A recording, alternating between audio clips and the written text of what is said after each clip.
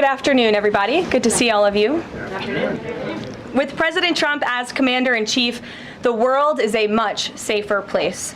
After decades in which past presidents coddled and enabled the world's leading state sponsor of terrorism, President Trump finally ended the immediate threat of a nuclear Iranian regime. Following President Trump's command, the most powerful military in the history of the world executed massive precision strikes on 3 of the Iranian regime's key nuclear facilities.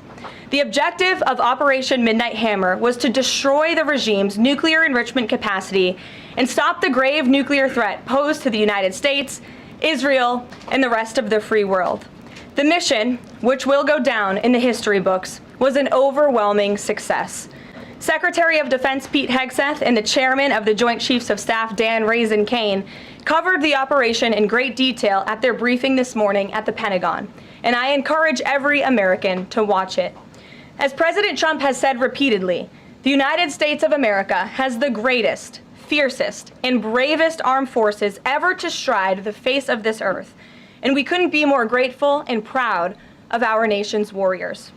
The Iranian regime was weeks away from being able to produce a nuclear weapon that would threaten the entire world before President Trump took this decisive action on Saturday night to obliterate their nuclear capabilities. The contrast in leadership could not be more clear.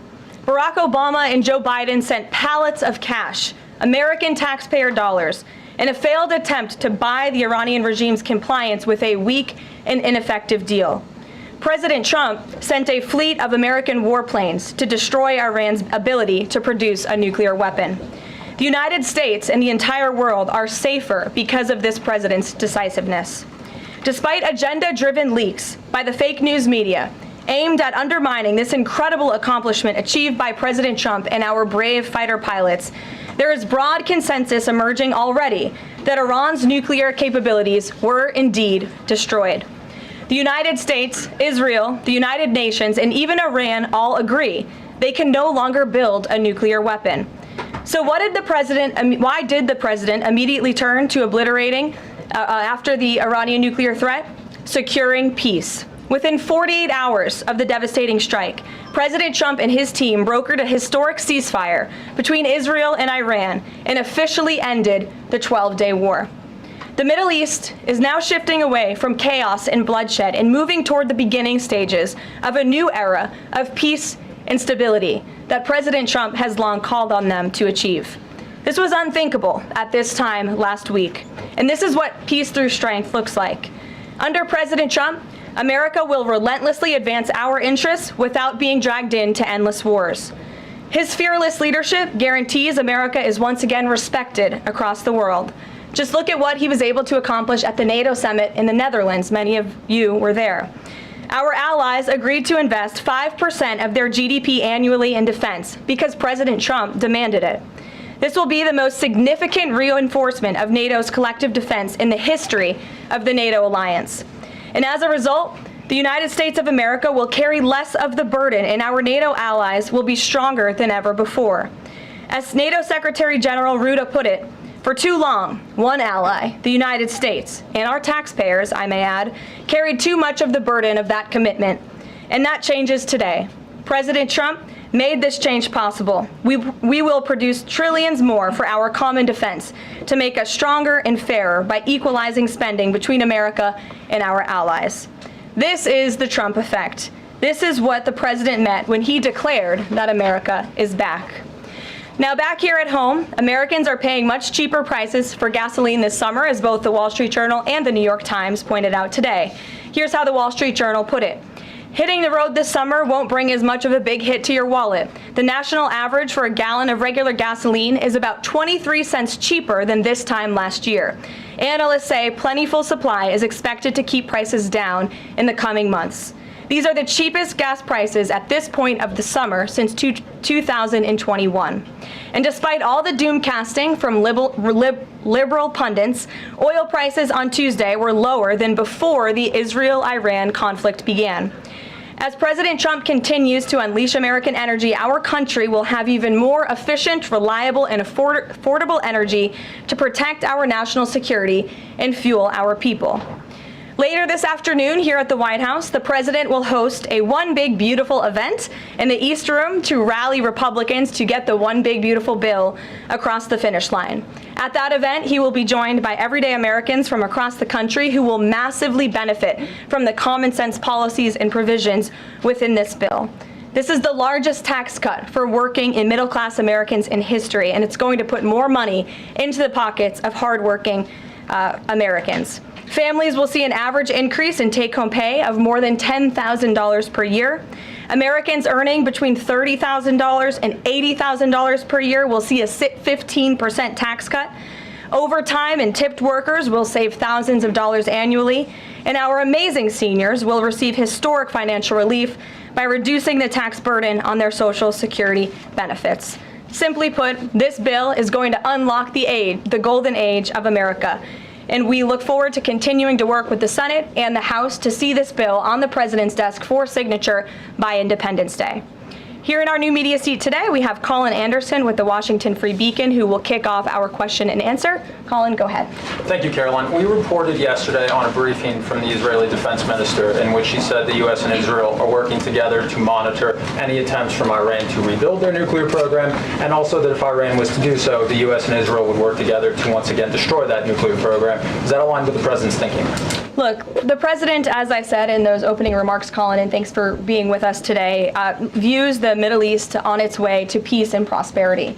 And the president used strength on Saturday night. The whole world saw that the United States is indeed the most lethal fighting force in the world with those precision strikes on Saturday evening. But the president wants peace. He always has. And right now we're on a diplomatic path with Iran. The president and his team, namely Special Envoy Witkoff, continue to be in communication with the Iranians and especially our Gulf and Arab partners in the region to come to an agreement with Iran. As for our alliance with the State of Israel and that friendship and that partnership between the United States and the State of Israel, I would argue it has never been stronger. And we see a new era in which perhaps some of these Gulf and Arab states can sign on to the Abraham Accords. That was one of the president's most signature accomplishments in his first term, and he'd like to see more of those countries sign on in this second term. And so we look forward to sustaining a long and durable peace in the region, and the president wants to do that through a diplomatic solution. But as he proved on Saturday night, he's not afraid to use strength if we need to do it. Gabe. Thanks, Karoline. The president mentioned in a Truth Social post that no enriched uranium was moved from Fordo. What about the other two sites, Isfahan and Natanz, and how can the president be so sure that no uranium was moved? Well, what I can assure you is that the United States and our intelligence agencies and Director Ratcliffe and the president's entire national security team were obviously watching these sites very closely in the weeks and the days leading up to the attack on Saturday, which I will add was one of the most secretive and successful operations in United States history. I think many of you in this room would agree with that because none of you in this room knew about the strike on Saturday until it took place. So we were watching closely, and there was no indication to the United States that any of that enriched uranium was moved prior to the strike. From any of the sites? Correct. And then one more thing, Karoline. Next week, the president mentioned that there'd be talks with Iran.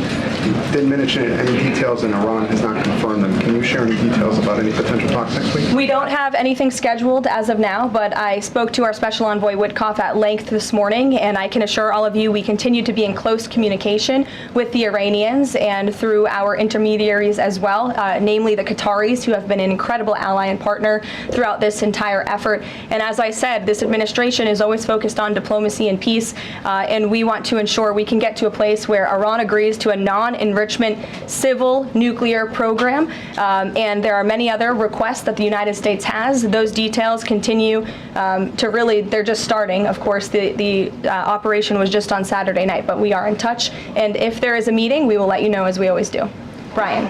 Thank you, Karoline. It's two, one on trade. On the July deadline that's coming up for the trade deals, is that deadline still hard and fast for the president, or is he now considering even coming to trade deals after that deadline, and where is he on that going forward? I think the president has been asked this quite a few times by many of you in the media. I've heard him answer it at press conferences and at gaggles. He just spoke about it on Air Force One.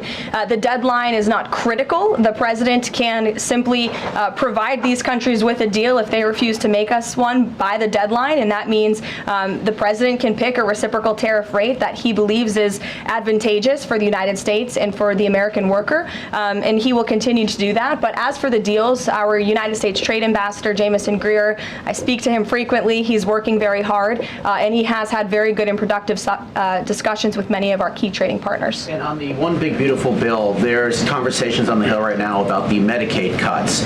I'm curious, if the final bill that the president's been talking about comes to him and it has Medicaid cuts in it, will he sign it, or would he rather just Congress do away with those cuts? I think our friends in both the Senate and the House know exactly where the president stands on Medicaid. He wants to get rid of the waste, fraud, and abuse, and they are working to do that in the Senate right now. Jennifer.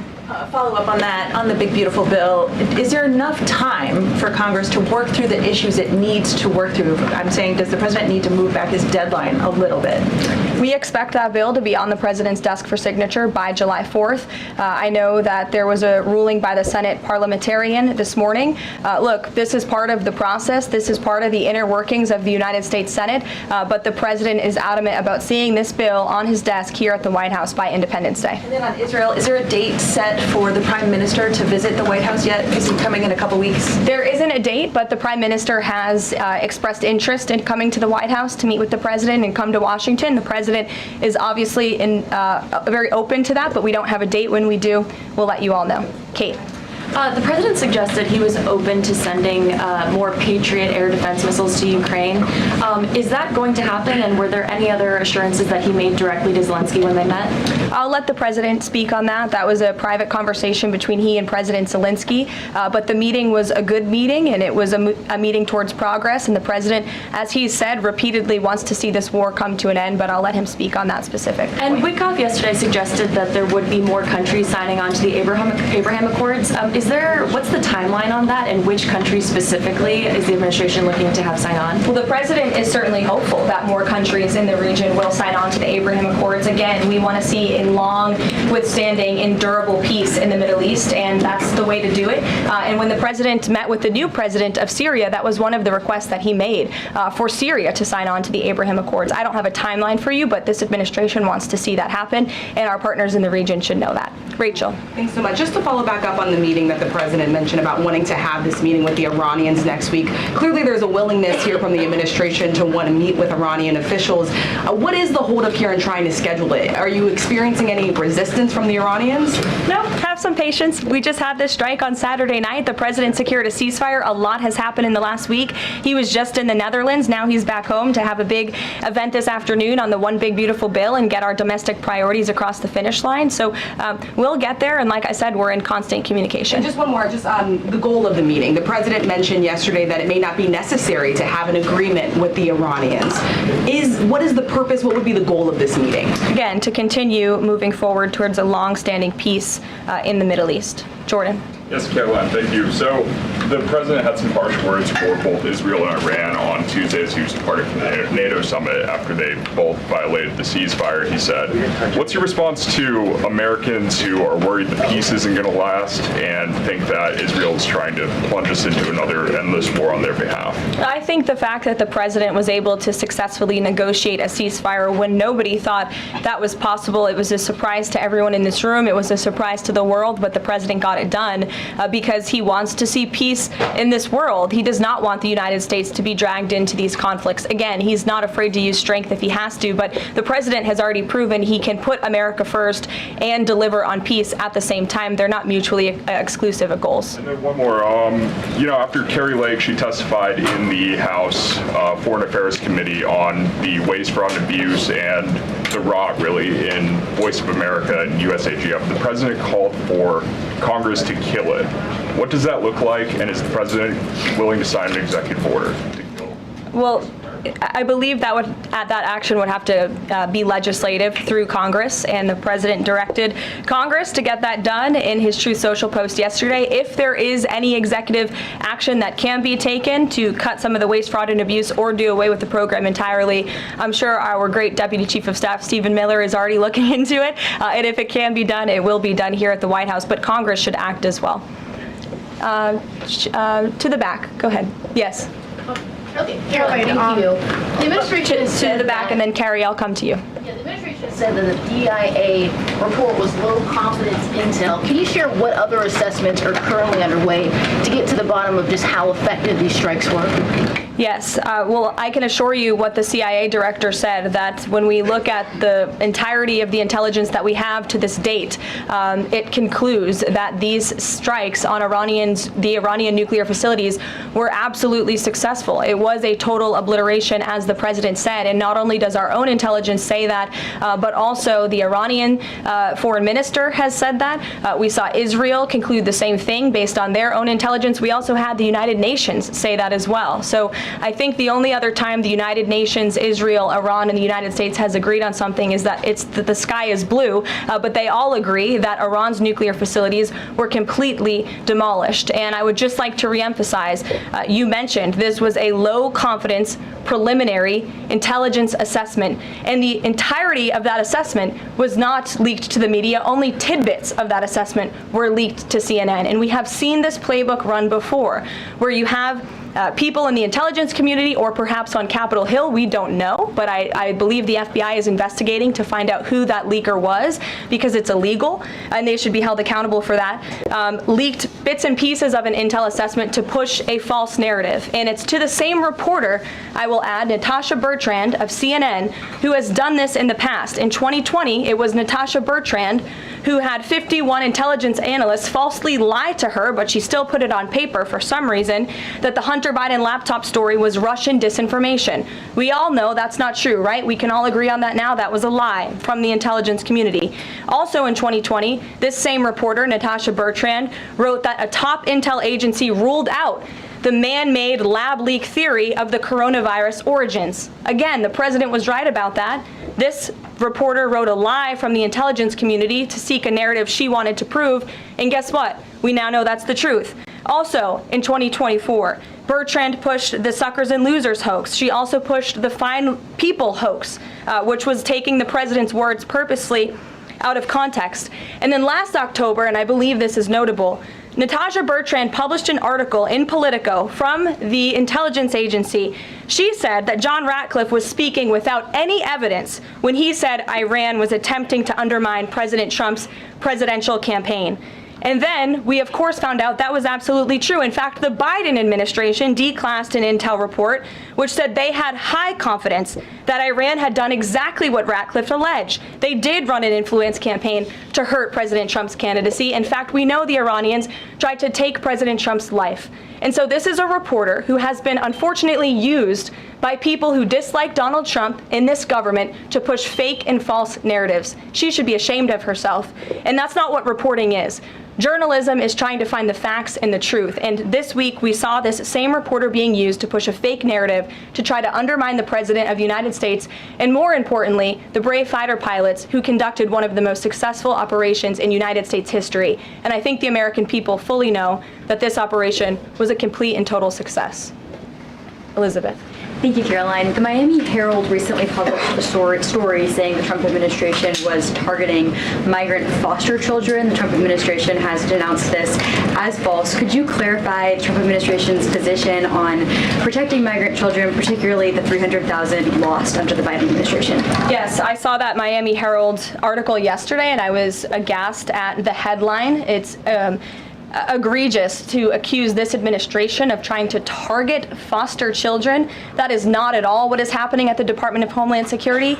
And I learned that the Department of Homeland Security actually tried to work in good faith with this reporter to get this story right, to explain that this administration is trying to protect foster children. We are trying to keep children out of harm's way, even if that means their parents are not law-abiding citizens. We want to protect children, unlike the previous administration, which allowed children to be trafficked and raped, and in some cases killed because of the open border policies. Unfortunately, the Miami Herald just completely degraded themselves with this report, despite having a full list of facts from the Department of Homeland Security. It's another example of fake news. And the May border numbers speak for themselves. Not a single illegal alien was allowed into this country because of this administration's border policies in the month of May. That means not a single child was allowed into this country, possibly with human smugglers dealers or human traffickers. And we know that was happening at the rate of thousands and thousands of children every single month in the previous administration for 4 years. And you didn't see any reporting of that from the Miami Herald, but now they're trying to accuse this administration. And we tried to give them the facts and they refused to report them. So thank you for bringing that report to light. Aisha. Good to see you again. You too. I know you're looking for You're this. usually on the Hill. I know, I'm here today. I know you're looking for this leaker. Is it your belief, I know you said earlier you're not sure if it's on Capitol Hill or at the Pentagon, but is it your belief that it might be in Capitol Hill? And how confident are you that you'll find this leaker? Well, I'm not personally looking for the leaker. The FBI is looking for the leaker, so you'll have to ask them in the Department of Justice in terms of this investigation. But leaking top secret classified intelligence is a crime, and people need to be held accountable for that crime. And can I just ask you about how you're going to be limiting intel to Congress? What would you say to lawmakers who say they have oversight privileges, they need this information? This administration wants to ensure that classified intelligence is not ending up in irresponsible hands, and that people who have the privilege of viewing this top secret classified information are being responsible with it. And unfortunately, clearly, someone who had their hands on this, and it was a very few people, few number of people in our government who saw this report, that person was irresponsible with it, and we need to get to the bottom of it, and we need to strengthen that process to protect our national security and protect the American public. Mary Margaret, go ahead. Thank you, Caroline. Sure. You just laid out a lot of different stories about disinformation that Natasha Bertrand had pushed during her time at Politico and at CNN. Why would any member of the Trump administration leak anything to her? Well, again, as I just said, we're investigating who that leaker was. It could have been someone in the intelligence community, or it could have been someone on Capitol Hill who had access to this document. The FBI is searching for that person. Go ahead. Thanks, Caroline. The president was And obviously... clearly it was done to undermine the president, to answer your question. And I'm sorry, I really wanted to follow up on that really quickly. Before the strikes on Iran, we saw a number of other leaks about Tulsi Gabbard, the Vice President Vance. Is there an effort to divide the president's team when it comes to these leaks and which reporters they choose?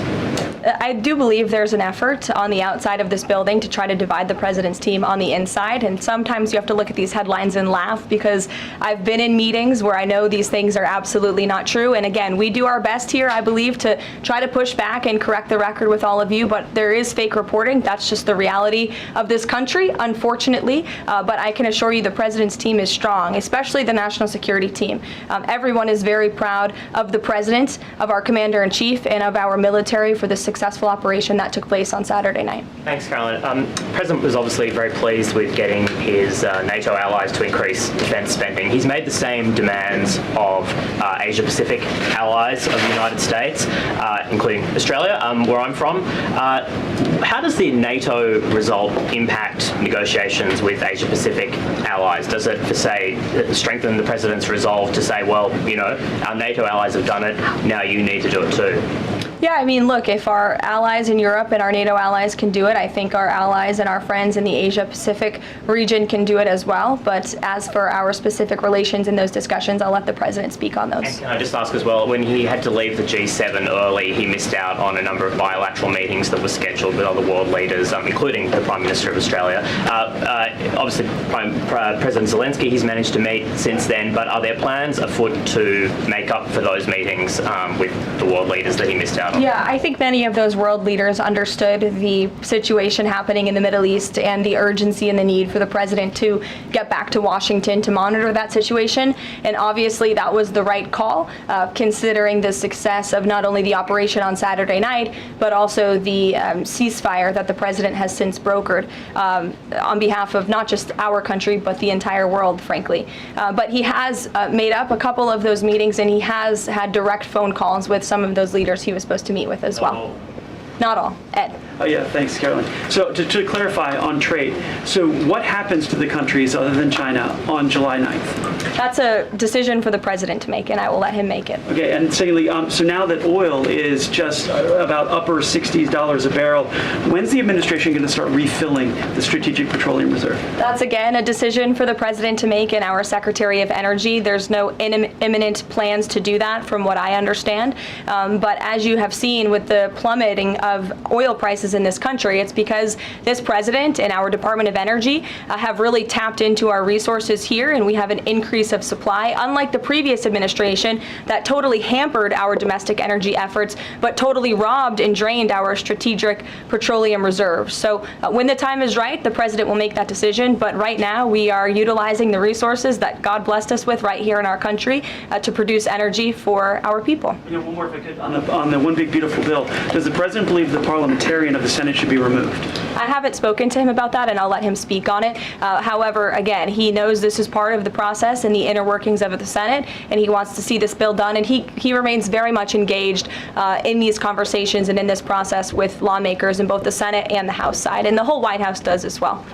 In the back, yes, Libby. Thank you, Karoline. Earlier today, the president stated that these photos out of Fordo that were showing nuclear materials being removed, suspected of showing that, were just concrete workers. What intelligence is that based upon? Look, the president shared that statement with all of you, and I already answered the question about whether uranium was moved prior to the strike, and the answer is no. Is there a chance that the DIA report becomes public at any point?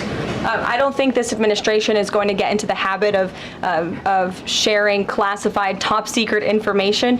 Those classifications exist for a reason, and I wish everyone who had the privilege of looking at these documents would respect that. Daniel? Thank you, Karoline. You've been emphatic that the president's expectations for the One Big Beautiful Bill to hit that July 4th deadline. You had a big meeting on Capitol Hill yesterday with the Republican Study Committee. Did you walk away from that meeting pleased with what you heard? Did it bolster your confidence that Congress is able to meet that the expectation of the president? Yes, I did. The camaraderie at the Republican Study Committee was great. Members, expressed, their feelings about the bill, but as we saw, the bill passed through the House, despite many people believing it could not. So the House is ready to receive this bill back from the Senate so they can pass it and bring it to the president's desk. So it was a great meeting, and Republicans are very unified. And we also talked about the mayoral race in New York City and how the victory of the Democratic primary candidate really shows how far left and unhinged the Democrat Party has become. And Republicans truly are on the right side of every issue in this country. We are on the side of no men in women's sports, on the side of low taxes, secure borders. So that was the topic of discussion, and the unity was strong and the camaraderie was high, and I know everyone looks forward to being here at the White House for the bill signing next week. Sure. Thanks, Caroline. The Supreme Court ruled this morning that South Carolina is allowed to deem Planned Parenthood as not a qualified health care provider, and that will block it from receiving Medicaid funds.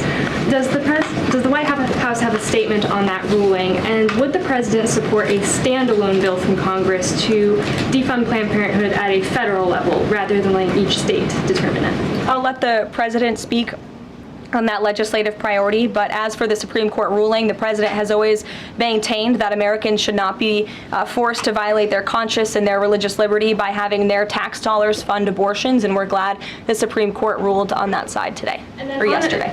Then on Iran, but on a domestic matter, in January, President Trump revoked security details for several former administrations, including Mike Pompeo, Mark Milley, and John Bolton. Given the heightened tensions with Iran right now, is he considering restoring those security details? That's not under consideration right now. Fran. If I could follow up on trade, and then I have a question about the bill as well. Are you saying at this point that there's no plans to extend that July 8th and July 9th deadline? I mean, especially with everything that's been going on, from Iran to the tax bill on Capitol Hill, is that under consideration at all at this point? Perhaps it could be extended, but that's a decision for the president to make. And as far as the bill itself goes, since the president has been back, what has he been doing beyond the event that he's having later today to try and get wobbly senators on board? Is he making phone calls, twisting arms? Is he having some people over to the White House? Can you tell us more about that effort? There have been meetings at the White House this week. I saw some senators rolling out of the Oval Office the other day, and the president remains on the phones talking to his friends in the Senate when necessary, and when they call, he picks up the phone. And I think that's why they greatly trust and respect his leadership, and we're having that big event event later this afternoon at 4 o'clock. I would encourage you all to tune in. We're going to have some great everyday Americans who are in attendance. We'll have some tipped delivery drivers. I think we're going to have a barber from the great state of Arkansas here in attendance.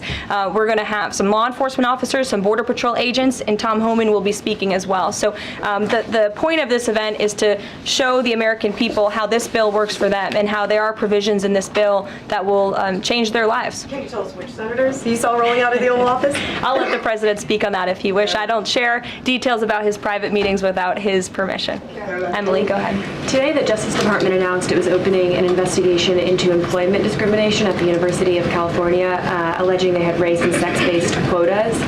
Federal law bars hiring somebody based on their race or sex, but do you also object to universities working harder to make sure they have a diverse group of candidates to consider? And do you expect more investigations like this from DOJ? I have not seen that investigation from the Department of Justice, but I can certainly check in. What I can tell you, it's the position of this president that we want to restore a merit-based society and culture in the United States of America, where people are not hired nor are they promoted based on their color of their skin or their gender.